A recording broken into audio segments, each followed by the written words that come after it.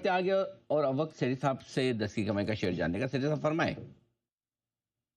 बिल्कुल अनिल जी, आज का जो मेरा 10 की कमाई का एक लॉन्ग टर्म स्टॉक है, स्टॉक का नाम है GRSC, garden reach ship builders. अभी इसकी मझगांव डॉक की भी चर्चा हो रही थी, या सॉरी कोचिन शिपयार्ड की चर्चा हो रही थी।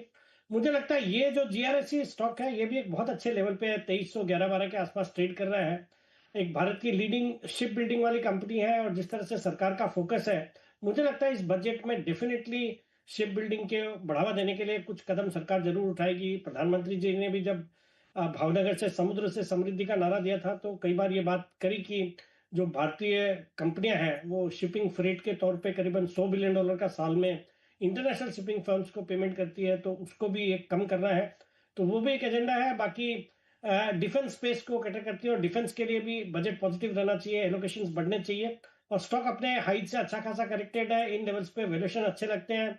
अच्छी खासी ऑर्डर बुक है, कुछ 21,000 करोड़ की ऑर्डर बुक है, और इनको जर्मनी की भी कुछ कंपनी से, एक कंपनी से बड़ा ऑर्डर मिला हुआ है जिसपे काम कर रही है।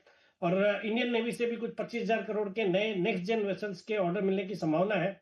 सितंबर तिमाही भी बहुत अच्छी थी। मुझे लगता है फंडामेंटली मजबूत स्टॉक, करेक्टेड स्टॉक है, और सेक्टर पॉजिटिव है। सेक्टर मुझे लगता है in the run up to the budget भी अच्छा करना चाहिए, तो खरीदारी करने की सलाह है। और मेरे इसमें लॉन्ग टर्म टारगेट रहेंगे ₹2900। ओके, ये है आपके लिए गार्डन रीच शिप बिल्डर्स, जहां पर 10 की कमाई के तौर पर इन्वेस्टमेंट के लिहाज से करें आप निवेश। राय आपके लिए सेठ साहब की तरफ से आती हुई।